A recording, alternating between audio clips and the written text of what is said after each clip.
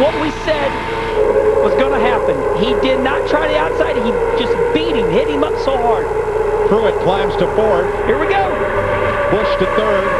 Lasosky, Lasosky, Pruitt hard in the wall for Day. Lasosky. Kinzer.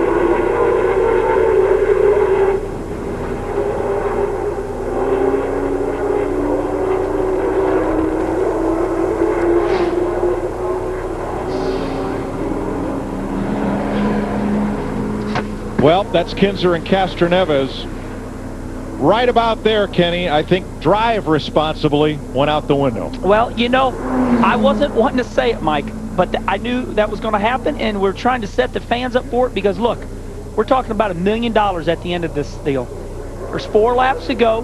They tell them 4 laps to go, and you knew they weren't going to drag the brake no more. You knew they weren't going to let off the gas, and they took their chances. Danny Lasosky made his move to the inside. Somebody tried to block him. They rubbed tires, and the rest was just total chaos. Kurt Busch comes to pit road, along with Max Pappas, whose car had fallen off the pace.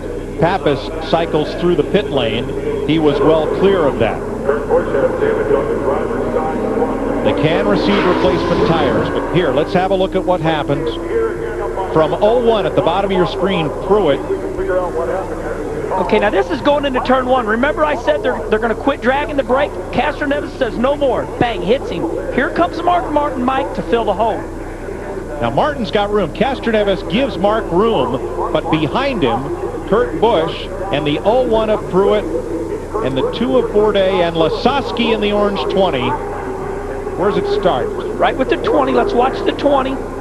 20 goes 3 wide. The 97 Kurt Busch is coming down. And Kinzer, the 11, runs into Pruitt and turns him around in front of Bourdais. But you know what? This is what this race is all about. Nobody did nothing wrong. You know, it's a product of the environment. There's no spotters. Here we go. With Scott Pruitt.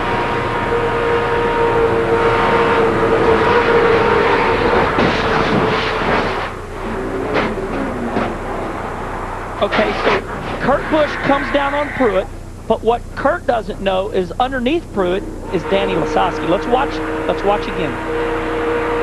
We're riding with Sebastian Bourdais. So Kurt's left rear gets into Pruitt. Well, if there is fault to be placed, look at where Lasosky is below the line trying to advance. And things bottle up. Well, actually, he got shelved below the line, didn't he? Oh, yeah, most definitely. But once again,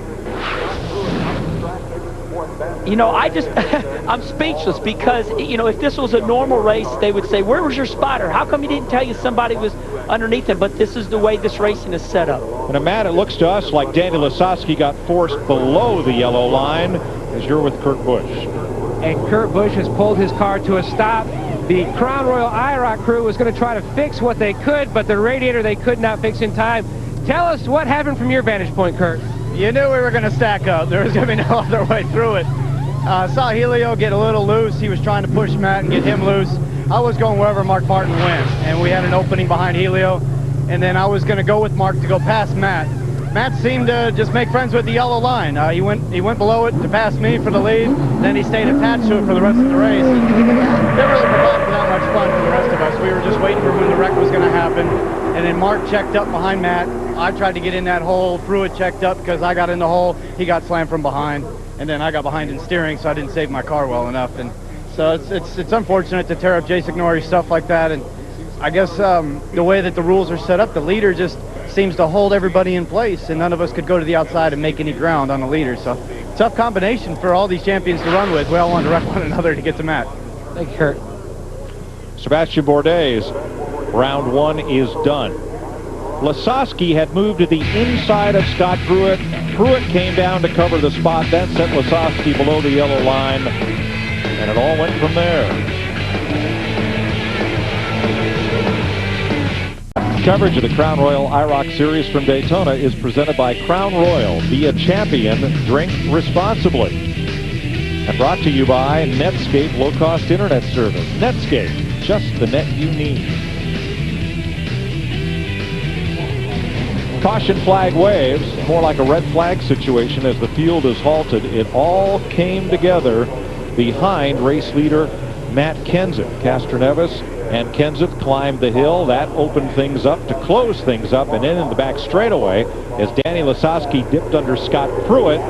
Pruitt came down on Lasowski, put Lasowski below the yellow line, and things, Matt, really stacked up from there.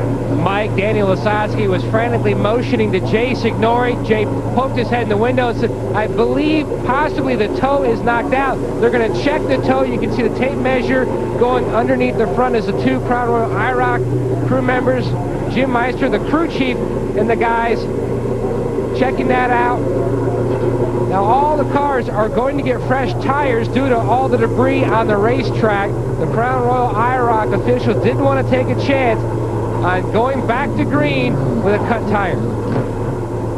Kenny, the cars to watch here are going to be 01, Scott Pruitt, and the orange number 20, this car of Danny Lasowski, as we have another look at the replay of what happened.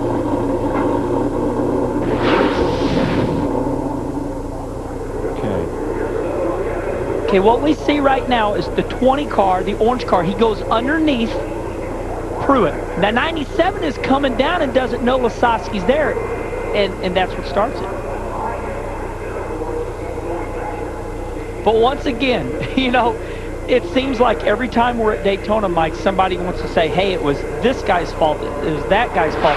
I don't think you can place blame for the fact that, you know, there were cars under the yellow line, and we're taught for the last 5 years you can't race below the yellow line. So, you know, Kurt Busch is thinking, okay, there's nobody below that yellow line because this guy's on it. And what happened is, you know,